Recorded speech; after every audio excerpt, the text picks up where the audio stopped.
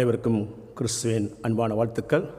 இன்று முதலாக இன்றைக்கு சபைக்கு யாராவது வந்திருந்தால் அவர்களை வெண்டி ஆங்கிலிக்கன் தமிழ் திருச்சபையின் சார்பாக இயேசுவின் நாமத்தில் உங்களை வரவேற்கின்றோம். உங்களது பிரசன்னம் எங்களுக்கு மகிழ்ச்சி தருகின்றது. அதோடு கூட நீங்கள் தொடர்ந்து ஆராதனை முடிந்த பிறகு நாங்கள் ஐக்கிய விருந்து ஆயத்தப்பட்டிருக்கின்ற தயவுசெய்து அதில் கலந்து கொள்ளுமாறு உங்களை அன்புடன் கேட்டுக்கொள்கின்றோம். தேவனுடைய சித்தம் இருந்தால் தயவுசெய்து தொடர்ந்து நீங்கள் வருமாறு கேட்டுக்கொள்கின்றோம். தேவசைக்கு முன்பாக நாம் ஆண்டவர் நோக்கி மன்றாடுவோம். அன்பும் கிருபையும் நிறைந்த எங்கள் தந்தையே, இன்று நீர்தாமே உம்முடைய அப்போஸ்தலர் பவுல் மூலமாக எங்கள் வாழ்க்கையிலே நீங்கள் நுழைந்து நாங்கள் எதை செய்யக்கூடாது, எதை செய்ய வேண்டும் என்பதை மிகவும் தெளிவாக பேசப் போகின்றேன்.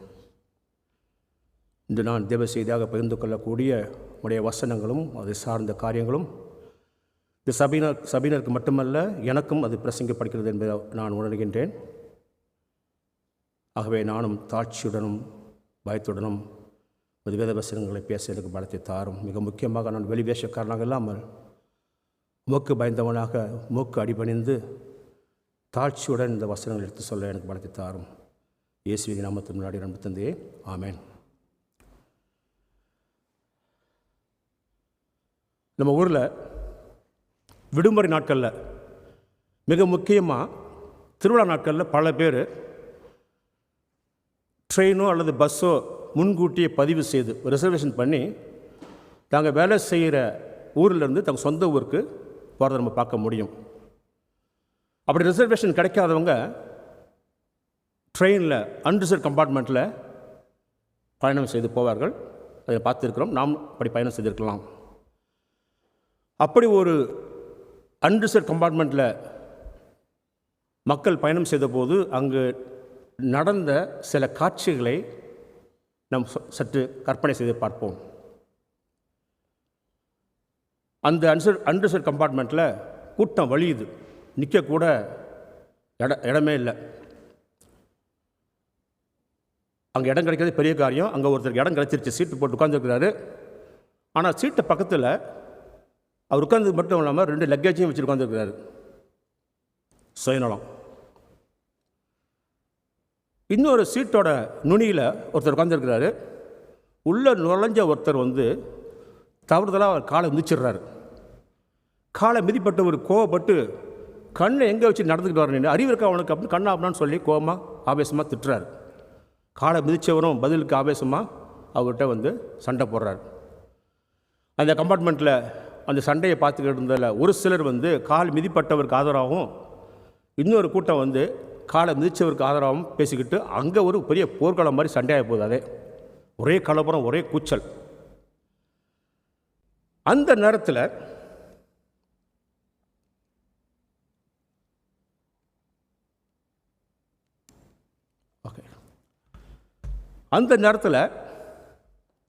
அந்த கூட்ட நெரிசலில் ஒரு வயதான பாட்டியம்மா தன்னோட 3 வயது பேத்தியோட நுழையிறாங்க.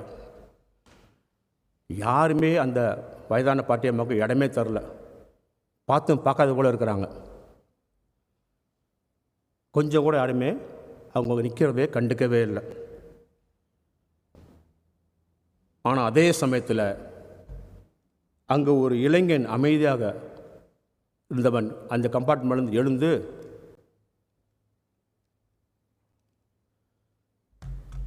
இந்த ரிமோட் வேலை செய்கிற மாதிரி தெரியலையா, try this one. Okay, I try that one. எழுந்து என்ன பண்ணுறான், தன்னோட இருக்கையை அந்த வயதான பாட்டிக்கு கொடுத்துட்டு, அந்த குழந்தையை கொடுத்துட்டு தான் பையிலிருந்து ஒரு பிஸ்கட் பாக்கெட் எடுத்து அந்த சிறுமிக்கு தருகின்றான். உடனே அந்த கம்பார்ட்மெண்ட்டில் ஒரு விசித்திரமான மாற்றம் நடைபெறுகின்றது. சண்டை சத்தம் மெதுவாக குறைகின்றது. ஒருத்தர் அவருடைய பேக்கிலிருந்து சாக்லேட் எடுத்து அந்த சிறுமிக்கு தராரு. ஒருத்தர் வாட்டர் பாட்டில் எடுத்து அந்த வயதான பாட்டிக்கு தரார். சில நிமிடங்களில் அந்த பெட்டியோட சூழ்நிலையே மாறிவிடுகின்றது.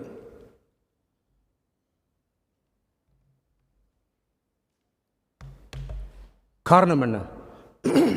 எதனால் அந்த பெட்டியோட சூழ்நிலையை மாறி போச்சு? சண்டை சத்தமெல்லாம் குறைஞ்சி போச்சு. அந்த பெட்டியில் பயணம் செய்த அந்த இளைஞன் சுயநலத்திற்கு பதிலாக அவன் தயவை, கைண்ட்னஸை அவன் தேர்ந்தெடுத்தான். இன்று நான் பார்க்கக்கூடிய எபேசியர் 4ஆம் அதிகாரம் கடைசி வசனங்களாக இருக்கக்கூடிய 25-32 வசனங்களிலும் பவுல் இதை பற்றி தான் பேசப் போகின்றார். பலர் கிறிஸ்தவம் என்பது சபைக்கு வருவது, பாட்டு பாடுவது, தேவ செய்தி கேட்பது என்று மட்டும்தான் நினைத்து கொண்டிருக்கின்றார்கள். கிறிஸ்தவம் என்பது நாம் மற்றவர்களுக்கு முன்பாக எப்படி வாழ்கின்றோம் என்பதில் தான் உங்கள் விசுவாசத்தை நாம் காட்ட முடியும். கோபம், கடுமையான சொற்கள், கசப்பு, வெறுப்பு, பழிச்சொல் நிறைந்த இந்த உலகத்திலே கிறிஸ்தவர்கள் எங்கு சென்றாலும் அப்பேற்பட்ட சூழ்நிலையை மாற்ற அழைக்கப்பட்டிருக்கிறார்கள். அந்த ரயிலில் இருந்த இளைஞனைப் போல போன வாரம் நம்ம பழைய மனிதனை கலைந்துவிட்டு புதிய மனிதனை அணிந்து கொள்ள வேண்டும் என்று பார்த்தோம். இன்று நம்முடைய பேச்சிலும், நம்முடைய குணத்திலும், நம்முடைய செயலிலும் நம்முடைய புதிய அடையாளம் எப்படி செயல்பட வேண்டும் என்று பவுல் நம்மிடம் பேசப் போகின்றார். உங்களது சம்பளமோ, உங்களது சமூக அந்தஸ்தோ உங்களை ஒரு நல்ல மனிதராகவோ நல்ல மனுஷியாகவோ மாற்ற முடியாது. இயேசு கிறிஸ்து மூலியமாக உங்களுக்கு கொடுக்கப்பட்ட ஒரு புதிய சாபம்தான் உங்களை ஒரு நல்ல மனிதராக, நல்ல மனுஷாக மாற்ற முடியும். இந்த நான் பார்க்கக்கூடிய வசனங்கள் 25-32க்கான தலைப்பு புதிய அடையாளத்துக்கேற்ற நடைமுறை வாழ்க்கை, practical living of the new identity. வசனம் 25 நாம் போகலாம். அன்றியும் நாம் ஒருவருக்கொருவர் அவயங்களாக இருக்கிறபடியால் பொய்யை களைந்து அவனவன் பிறனுடனே மெய்யை பேச கடவன்.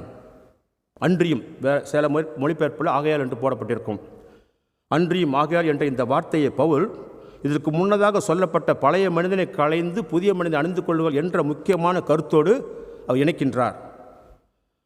கிறிஸ்துவன் என்பவன் வெறும் உண்மையை விசுவசிப்பவன் மட்டும் கிடையாது. கிறிஸ்துவன் என்பவன் கிறிஸ்துவினால் அவனது குணமும் அவனது பேச்சும் செயலும் மாற்றப்பட்டு கொண்டிருக்கிறான் என்பதுதான் உண்மை. முதல்ல பவுல் இங்கே சொல்லுவது பொய்யை களைந்து என்று கூறுகின்றார். பொய் என்பது ஒரு தவறான வார்த்தைகளை பேசாமல் இருப்பது மட்டும் கிடையாது. ஏமாற்றுதல், மிகைப்படுத்தி பேசுதல், போலித்தனமான பேச்சு, மற்றவர்களை தவறான முறையில் எடுத்துக்கொண்டு செல்லக்கூடிய பேச்சுகள் எல்லாமே இதில் அடங்குகின்றது. நாம் கிறிஸ்துவை அறிவதற்கு முன்பாக நாம் நமது பாதுகாப்புக்காகவும் நமது லாபத்திற்காகவும் மற்றவர்களை கவர்வதற்காகவும் நாம் பல பொய்களை சொல்லியிருக்கலாம். உதாரணமாக, நம்ம ரோட்டில் நடந்து போயிட்டுருக்கும் பொழுது நமக்கு அறிந்தவர்கள், நாம் அறிந்தவர்கள், நமக்கு தெரிந்தவர்கள் வந்தால் அவங்கள பார்த்து வா, கட்டாயம் வீட்டுக்கு வாங்க, இன்னும் அவங்கள நாளாச்சு பார்த்து வீட்டுக்கு வாங்க அப்படின்னு சொல்லும்போதே உள்ளுக்குள்ளார வந்துடுவாங்களோடு ஒரு பயத்தோட, ஒரு போலியான உபசரிப்போட அவர்களை வீட்டுக்கு அழைப்பது. அது மாதிரி வீட்டுக்காரன் வந்தாங்கன்னா, என்ன முன்னாடி வந்துருக்கீங்க, சாப்பிட்டு தான் நீங்கள் போகணும், ஐயோ கட்டாயம் சாப்பிட்டு தான் நீங்கள் போகணும், எங்கே சாப்பிட்ருவாங்களோ தங்கிடுவாங்களோ உள்ள பயத்தோடைய போலித்தனமான ஒரு வரவேற்பு ஒரு பொய்யான காரியம். அதே போல் பார்த்தீங்கன்னா, நம்ம ஊரில் மோட்டர் பைக்கை விற்றாலோ அல்லது இங்கே ஒரு காரை விற்கும் பொழுது காரிலேயே மோட்டர் பைக்கில் குறைகளை சொல்லாமல் அதை மறைத்து மற்றவர்களை விட்டு விடுவது ஒரு லாபத்திற்காக செய்யப்படுகின்ற பொய் அது. ஆனால் கிறிஸ்துவுக்குள் உங்களுடைய புதிய வாழ்க்கைக்குள் பொய்க்கு இடமே கிடையாது. இரண்டாவதாக பவுல் மெய்யை பேச கடவன் என்று சொல்கின்றார். அப்படின்னா உண்மையை பேசுங்கள் என்று கட்டளையிடுகின்றார். கிறிஸ்துவர்களை பொறுத்த வரைக்கும் உண்மையாக பேசுவது என்பது ஒரு சாய்ஸ், விருப்பம் கிடையாது. அது மிகவும் அவசியமான ஒன்று. ஏனெனில் நாம் வணங்குகின்ற தேவன் சத்தியத்தின் தேவன். நம்முடைய வார்த்தைகள் நம்பிக்கைக்குரியாகவும் உண்மை உள்ளதாகவும் நேர்மையாகவும் இருக்க வேண்டும். அதே சமயத்தில் உண்மையாக பேசுவது என்று சொல்லும் பொழுது நம்மிடம் இல்லாத குணத்தை ஒரு தற்காலிகமாக நடித்து காட்டுவது கிடையாது. போலித்தனமான வேஷம் போடுவது கிடையாது, வெளி வேஷம் கிடையாது. எப்பொழுதுமே உண்மையாக பேச வேண்டும் என்று அழைக்கப்படுகின்றோம். உதாரணத்துக்கு பார்த்தீங்கன்னா, சபைக்கு வரும்போது, சபையில் வரும்போது வாங்க அண்ணே, வாங்க வாங்க அக்கா, வாங்க மாமா, வாங்க அங்கிள், சபையில் இருக்க ரொம்ப அன்பாக பழகுறது, அரவணைப்பாக பேசுறது. ஆனால் வீட்டுக்குள்ளே போனால் மனைவியிடமோ அல்லது கணவனிடமோ சபையில் நடந்துக்கு எதிர்மறையான ஒரு நடத்தை, கோபம், சீற்றம், ஆத்திரம், இவையெல்லாம் வெளிவேஷம் என்று பவுல் நம்மிடம் சொல்கின்றார். பவுல் சபையில் சபையிலே பொய் பேசக்கூடாது, பொய்யாக நடிக்கக்கூடாது என்று சொல்வதற்கான முக்கியமான ஆழமான காரணத்தை கூறுகின்றார். நாம் ஒருவருக்கொருவர் அவயங்களாய் இருக்கிறபடியால் சபை ஒரு சரீரத்தை போன்றது. ஒரு சரீரத்தில் ஒரு பகுதி மற்றொரு பகுதி ஏமாற்றினால் முழு சரீரமும் பாதிக்கப்படுகின்றது. பொய்கள் நம்பிக்கையை உடைக்கின்றன, உறவுகளை சேதப்படுத்துகின்றன, சபையின் ஐக்கியத்தை பலவீனப்படுத்துகின்றன. ஆனால் உண்மைகள் உறவுகளை வளர்க்கின்றன, நட்பை உருவாக்குகின்றன, சபையை பலப்படுத்துகின்றன. அவைகள் தான் கிறிஸ்துவின் சுவாபத்தை நமக்கு வெளிப்படுத்துகின்றது. இந்த வசனம் பார்த்தீங்கன்னா மிக முக்கியமான ஒரு உண்மையை நமக்கு நினைவுபடுத்துகின்றது. உண்மையை சொல்லும் பொழுது அன்போடும் ஞானத்தோடும் சொல்ல வேண்டும். உண்மையை என்று சொல்லிவிட்டு அதே உண்மையை கடுமையாகவோ அல்லது ஒரு கவனக்குறைவாக நாம் பேசக்கூடாது. அப்படி பேசுவது கிறிஸ்துவருக்கு அனுமதியே கிடையாது. உங்களுடைய அந்த உண்மையாக சொல்கின்றேன் என்ற அந்த பண்பு மற்றவர்களை கட்டி எழுப்புவதற்காக இருக்க வேண்டும். அப்படிப்பட்ட உண்மையை தான் நீங்கள் பேச வேண்டும். ஆக இந்த 25 வசனம் என்ன சொல்கிறது என்றால், நம்முடைய பேச்சை ஆராய சவால் விடுகின்றது. நம்முடைய வார்த்தைகள் நம்பிக்கைக்குரியவையா? வீட்டிலோ சபையிலோ உறவுகளிலோ வாழ்க்கையில் நம்ம எந்த வாழ்க்கையிலும் சரி நாம் உண்மையை பேசுகின்றோமா என்பது ஒரு மாபெரும் ஒரு சவால். மாற்றப்பட்ட இருதயம் உண்மை பேசும் உதடுகளை உருவாக்கும். மாற்றப்பட்ட இருதயம் உண்மை பேசும் உதடுகளை உருவாக்கும். வசனம் 26, 27 போகலாம். நீங்கள் கோபம் கொண்டாலும் பாவமும் செய்யாதிருங்கள்.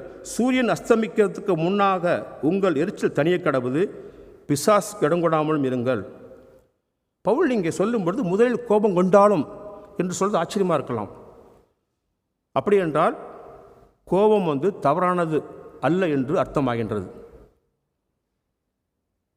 எங்கேயாவது அநியாயம் நடக்கும் பொழுது, கொடுமைகள் நடக்கும் பொழுது, தேவனை அவமதிக்கும் செயல் நடக்கும் பொழுது உங்களுக்கு வருகின்ற கோபம் அது ஒரு நீதியான கோபம். இயேசு கிறிஸ்துவும் பார்க்குறோம். நம்ம தேவாலயத்தை வியாபார ஸ்தலமாக்கி அதை அசுத்தம் செய்த பொழுது இயேசு கிறிஸ்துவும் கோபம் கொண்டார். அந்த கோபம் நீதியான பரிசுத்தமான கோபம். அதே சமயத்தில் பவுல் கோபம் கொண்டாலும் ஒரு எச்சரிக்கையை சொல்கின்றார். பாவம் செய்யாதிருங்கள். ஏனெனில் கோபம் எளிதாக பாவமாக மாறிவிடும். கட்டுப்பாடில்லாத கோபம்தான் கடுமையான வார்த்தைகளாகவும் வெறுப்பு, பழிவாங்குதல் மற்றும் உறவுகள் முறிவதற்கு காரணமாக இருக்கின்றது. மனித கோபம் பார்த்திங்கன்னா பல நேரங்களில் சுயநலத்தினாலும் பெருமையினாலும் தான் வருகின்றது. அதனால தான் பவுல் சொல்கின்றார், சூரியன் அஸ்தமிக்கிறதுக்கு முன்னாக உங்கள் எரிச்சல் தனியே கடவுது என்று கூறுகின்றார். இது அர்த்தம் என்ன? கோபம் இந்த கோபத்தை உள்ளத்திலே வைத்து கொண்டீங்க, அதை வளர்க்கக்கூடாது. தீர்க்கப்படாத கோபம்தான் மெதுவாக கசப்பாக மாறுகின்றது. எப்படி ஒரு சிறிய தீப்பொரு காட்டு தீயாக மாறுவது போலதான் ஒரு சிறிய மனக்கசப்பு, சிறிய கோபம் பெரிய பிரிவினையை உண்டாக்குகின்றது. பின்னர் பவுல் மிக ஒரு முக்கியமான ஒரு காரணத்தை கூறுகின்றார். பிசாசுக்கு இடங்கொடாமலும் இருங்கள். நாம் கோபத்தை பிடித்து கொண்டிருந்தால் சாத்தான் அதை பயன்படுத்தி குடும்பங்களையும் நட்புகளையும் மற்றும் சபையின் ஐக்கியத்தையும் அவன் சேதப்படுத்துவான். கோபத்தை கட்டுப்படுத்தாவிட்டால் அந்த கோபமே ஆவிக்குரிய தாக்குதலுக்கான கதவாக இருக்கின்றது. உங்கள் இதயத்திலே கோபம் என்ற கதவை திறந்து வைத்துவிட்டு சாத்தான் வர முடியாது என்று நீங்கள் சொல்ல முடியாது. அதே சமயத்தில் நம்ம பார்க்குறோம், இந்த வசனத்தில் கோபங்கள் நம்முடைய கோபத்தை மறைக்க சொல்லவில்லை. அதே சமயத்தில் கோபத்தை தேவனுடைய வழியில் கையாள சொல்கின்றன. ஜெபம், மன்னிப்பு, தாழ்ச்சி மற்றும் சீக்கிரமே சமரசமாகி விடுதல், சீக்கிரமே மன்னிப்பு கொடுத்தல், சீக்கிரமே மன்னிப்பு கேட்பது, இதன் மூலியமாக நாம் கோபத்தை கையாள முடியும்.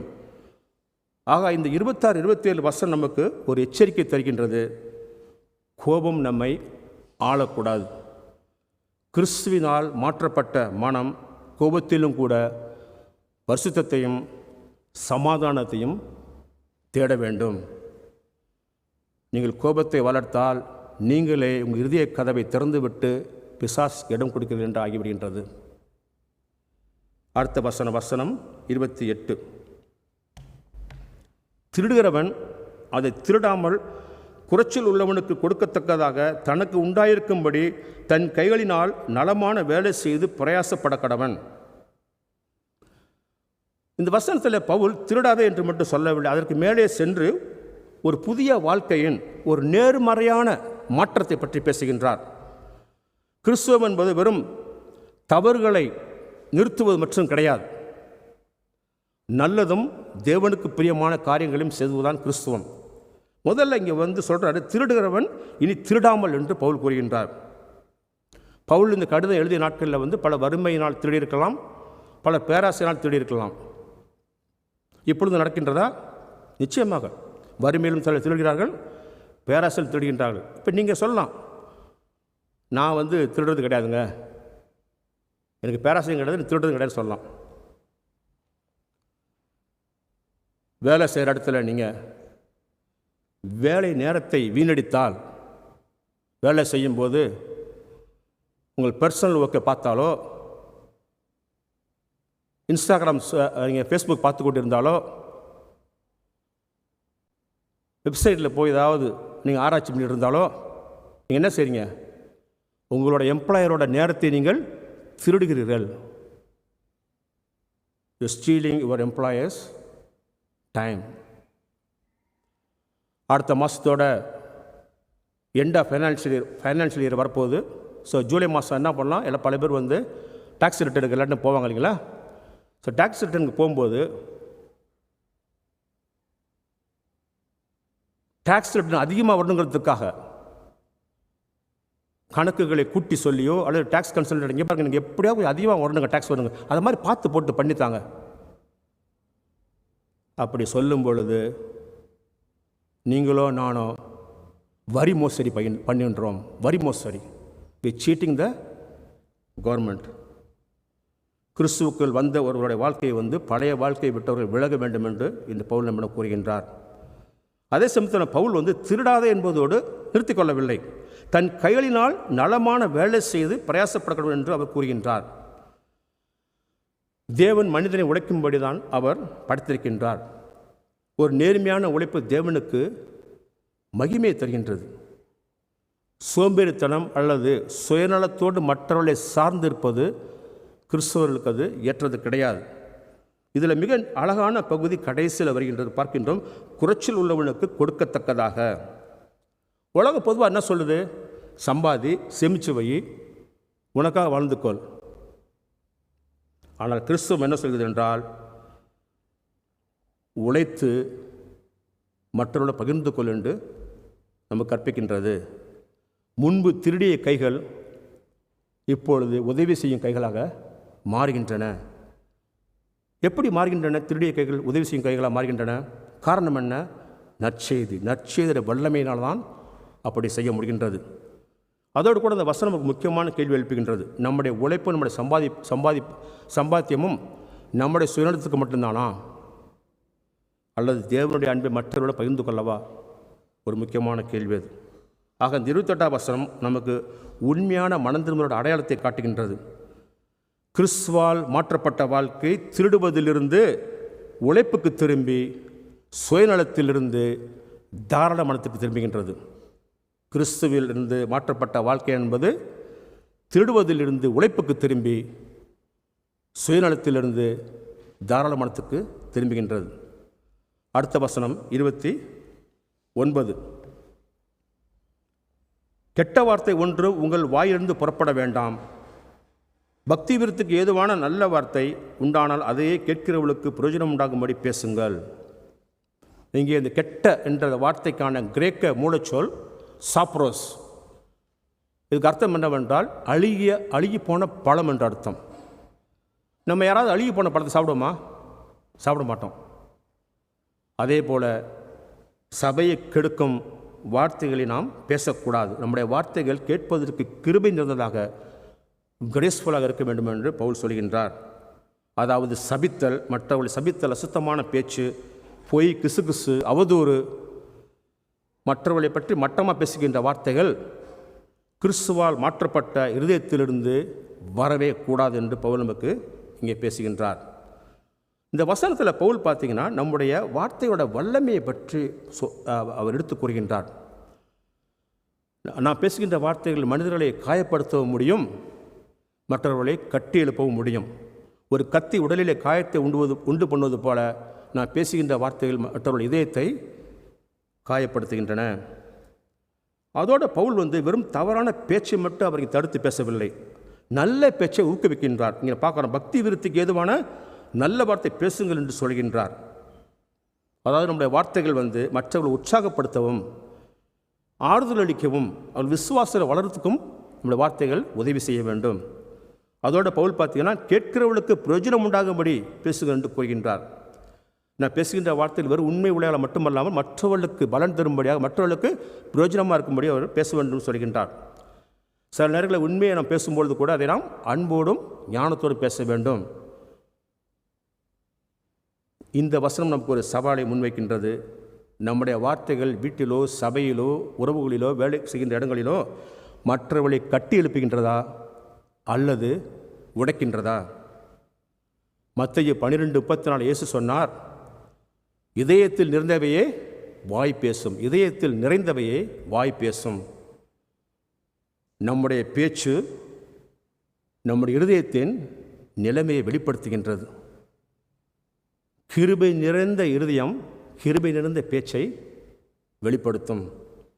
ஆக இந்த 29 வசனம் நமக்கு நினைவூட்டது என்னவென்றால், கிறிஸ்துவருடைய வார்த்தைகள் காயப்படுத்துவதற்காக அல்ல, கட்டியிருப்பதற்காக இருக்க வேண்டும்.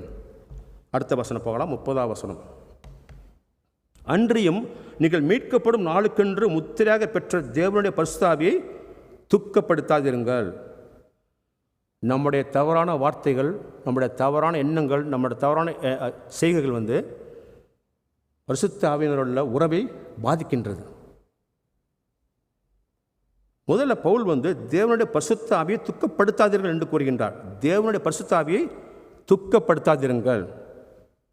இது நமக்கு என்ன சொல்கின்றது? இது பரிசுத்த ஆவி ஒரு சக்தி, ஒரு ஃபோர்ஸ் கிடையாது. பரிசுத்த ஆவி என்பவர் ஒரு எமோஷன்ஸ், ஃபீலிங் கிடையாது. பரிசுத்த ஆவி என்பவர் ஒரு நபர் என்று சொல்கின்றது. ஒரு நபர் துக்கப்படுவது போல தான் பரிசுத்த ஆவியும் துக்கப்படுகின்றார். நான் பாவத்தில் விழும்போது கசப்பு, வெறுப்பு, கோபம், சீற்றம் போன்றவற்றை நாம் நிலைத்திருக்கும் பொழுது நமக்குள் வாசமாக இருக்கின்ற பரிசுத்த ஆவிதாமே துக்கப்படுகின்றார். எனவே நாம் எப்படி வாழ வேண்டும்? கிறிஸ்தவர்கள் பாவத்தை சாதாரணமாக எடுத்துக்கொள்ள முடியாது. அடுத்ததாக பவுல், நீங்கள் மீட்கப்படும் நாளுக்கென்று முத்திரையாக பெற்ற என்று கூறுகின்றார். பழைய காலங்களில் முத்திரை என்று சொல்லும் பொழுது அது உரிமை, பாதுகாப்பு, உண்மைத்தனத்தை பற்றி அது எடுத்துரைக்கின்றது. அதே போல தான் பரிசுத்த ஆவி விசுவாசிகள் மீது தேவனுடைய முத்திரையாக இருக்கின்றார். அதோடு கூட நாம் தேவனுக்கு சொந்தமானவர் என்பதற்கு ஆதாரமாக பரிசுத்த ஆவிதாமே நமக்கு உறுதியளிக்கின்றார், உத்தரவாதம் அளிக்கின்றார். இது கிறிஸ்தவ விசுவாசிகளுக்கு ஒரு பெரிய ஆறுதலை தர வேண்டும். விசுவாசிகள் ரட்சிப்பிலே பாதுகாப்பாக இருக்கிறார்கள். அதே சமயத்தில் கிருபையினால் கிடைத்த இந்த ரட்சிப்பை நாம் தவறாக பயன்படுத்த முடியாது. நாம் பரிசுத்த வாழ்க்கையில் நடக்க அழைக்கப்பட்டிருக்கின்றோம். இந்த வசனம் நமக்கு ஒரு முக்கியமான கேள்வி எழுப்புகின்றது. நம்முடைய அன்றாட வாழ்க்கை பரிசுத்த ஆவியை மகிமைப்படுத்துகின்றதா, மகிழ்ச்சிப்படுத்துகின்றதா, அல்லது பரிசுத்த ஆவியை துக்கப்படுத்துகின்றதா? கடைசி வசனங்கள் 31-32. சகலவிதமான கசப்பும், கோபமும், மூர்க்கமும், கூக்குரலும், தூஷணமும் மற்ற எந்த துர்க்கணமும் உங்களை விட்டு நீங்க கடவுது. ஒருவருக்கொருவர் தயவாயும் மனமுருக்கமாயும் கிறிஸ்துவுக்குள் தேவன் உங்களுக்கு மன்னித்தது போல நீங்களும் ஒருவருக்கொருவர் மன்னியுங்கள். இந்த வசனங்களில் பவுல் நாம் எதை விட்டு விலக வேண்டும், எதை அணிந்து கொள்ள வேண்டும் என்று தெளிவாக பேசுகின்றார்.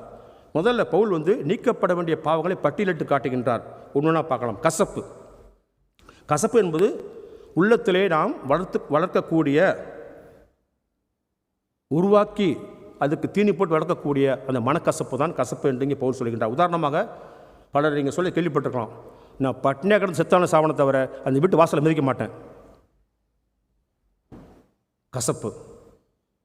அடுத்ததாக அவர் சொல்லுவது கோபம் மற்றும் மூர்க்கம். இதுக்கு என்ன அர்த்தம்? கட்டுப்பாடு இல்லாத வெறுப்புனால் வரக்கூடிய கோபம் மூர்க்கத்தனமாக வெடிக்கிறது தான் இந்த கோபம் மற்றும் மூர்க்கம். உதாரணம் பார்த்தீங்கன்னா, சில கோபத்தில் கண்ணு மண்ணு தெரியாமல் கத்தி பேசுவாங்க. கண்ணு மண்ணு தெரியாத மாதிரி இருக்கும். பிளட் ப்ரெஷர் ஏறின மாதிரி கத்தி பேசுவாங்க. கோபத்தினால் வரக்கூடிய அது மூர்க்கத்தனமானதான இந்த காரியம். அடுத்தது கூக்குரல். கூக்குரல் என்பது சண்டை சச்சரவு மற்றும் கோபம் நிறைந்த பேச்சு நம்ம சொல்ல முடியும். உதாரணமாக, தாங்க ரொம்ப கோபமாக இருக்கிறத காட்டுறதுக்காக பயங்கரமாக கூச்சலிட்டு கத்துவாங்க. சாதாரணமாக கோபப்பட்டால் இவங்க நம்ம கோபத்தை புரிஞ்சிக்க மாட்டேன்னு சொல்லி சத்தம் போட்டு கூக்குரலிட்டு கோபத்தை வெளிப்படுத்துறது. அடுத்ததாக பவுல் சொல்கிறது தூஷணம். இது பிறரை காயப்படுத்துகின்ற வார்த்தைகள். உதாரணம், ஒருத்தரை என்ன சொன்னால் அவர் பயங்கரமாக காயப்பட்டு போவாரோ, என்ன சொன்னால் அவர் இதயத்தில் பயங்கர ஆழமாக தாக்குமோ அந்த வார்த்தையை வேண்டுமென்று மிக சாதாரணமாக சொல்லி அவரை காயப்படுத்துறது. இவை அனைத்தும் சபையின் ஐக்கியத்தையும் குடும்ப உறவுகளையும் உடைக்கின்ற விஷங்கள் போன்றவை, பாய்சன் போன்றவை. பவுல் இவைகளோடு சேர்ந்து மற்ற எந்த துர்க்குணமும் உங்களை விட்டு நீங்க கடவுள் என்று கூறுகின்றார். அதாவது கிறிஸ்துவோட வாழ்க்கையில் இவை நிலைத்திருக்கக்கூடாது என்று கூறுகின்றார். மனிதனுடைய குணங்கள், பழைய குணங்கள் மாற்றப்பட வேண்டும் என்று நாம் அறிந்து கொள்கின்றோம். அதற்கு பதிலாக பவுல் சொல்கிறார், 3 முக்கியமான குணங்களை அணிந்து கொள்ளுங்கள் என்று சொல்கின்றார். தயவு, மனதுருக்கம் மற்றும் மன்னிப்பு. தயவு என்பது பிறரிடம் கருணையோடு நடந்து கொள்ளுதல். மனதுருக்கம் என்பது மற்றவர்களுடைய வேதனையை நாம் உணர்ந்து அனுசரித்து மென்மையாக பேசக்கூடிய இருதயம். இயேசு கிறிஸ்து கடின இதயத்தை விரும்புவர் கிடையாது. இயேசு கிறிஸ்து மென்மையான இருதயத்தான் விரும்புகின்றார். அதோட பவுல் மிக உயர்ந்த ஒரு அழைப்பை விடுக்கின்றார். என்ன அந்த அழைப்பு? கிறிஸ்துவுக்குள் தேவன் உங்களுக்கு மன்னித்தது போல நீங்களும் ஒருவருக்கொருவர் மன்னியுங்கள்.